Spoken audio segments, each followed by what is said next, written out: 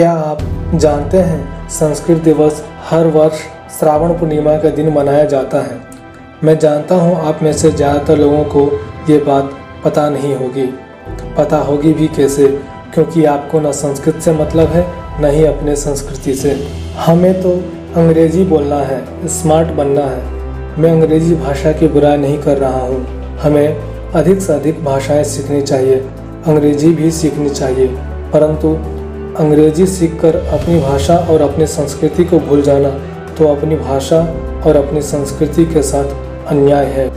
संस्कृत विश्व की सबसे प्राचीन भाषा है।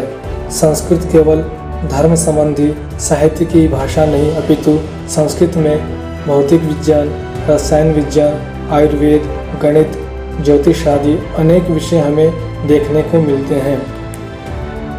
कालिदास, भवभूति, माघ, भास, बाणभट्ट जैसे महान रचनाकारों की कृतियाँ संस्कृत की महानता का परिचय देती हैं। संस्कृत हमारे वर्तमान जीवन और हमारे संसार को समझने पहचानने के लिए भी एक अच्छा माध्यम बनने की क्षमता रखती है। हमारे भारत देश में जिसकी अंग्रेजी जितनी अच्छी है, जो जितनी ज़्यादा अंग्रेजी बोलता है, उसे हम उतना ही ज़्यादा प्रोफेशनल, स्मार्ट, पढ़ा लिखा समझते हैं। यदि कोई हिंदी बोले तो उसे कम पढ़ा लिखा या पिछड़ा हुआ माना जाता है, और कोई संस्कृत बोले तो उसे किसी धर्म विशेष से जोड़कर देखा जाता है। लेकिन जो लोग ऐसा मानते हैं और कहते हैं कि संस्कृत पढ़कर क्या होगा, आपको जानकारी के लिए मैं बता दूं कि जर्मनी के 14 विश्वविद्यालयों में और ब्रिटेन के 4 विद्यालयों में अभी भी संस्कृत पढ़ाई जाती है। वर्तमान में भारत के अलावा चीन, जापान, तिब्बत, कोरिया, यूरोप और अमेरिका आदि देशों में संस्कृत अभी भी पढ़ाई जाती है। संस्कृत के शब्दकोश में लगभग 102 अरब 78 करोड़ 50 लाख शब्द हैं। है क्या किसी भाषा के पास अपने इतने सारे शब्द? फोर्ब्स मैगजीन ने संस्कृत को कंप्यूटर सॉफ्टवेयर के लिए सबसे बेहतर भाषा माना है, और नासा संस्कृत के ताड़पत्रों पर लिखी 60,000 से भी ज़्यादा पांडुलिपियों पर रिसर्च कर रहा है।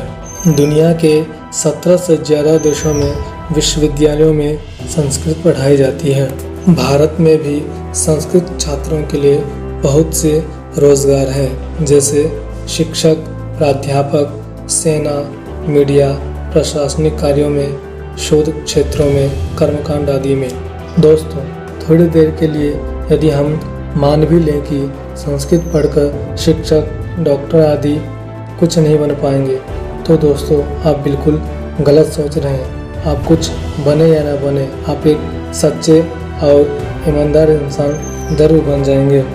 दोस्तों, आपसे एक निवेदन है कि इस वीडियो को उन लोगों को अवश्य शेयर कीजिए जो संस्कृत नहीं जानते हैं, या उन लोगों के पास जो संस्कृत के विषय में कहते हैं कि संस्कृत पढ़कर क्या होगा, संस्कृत पढ़कर तो पंडित ही बना जा सकता है। धन्यवादः। नमो नमः मित्राणि। संस्कृत दिवसस्य अनेकशः शुभकामनाः।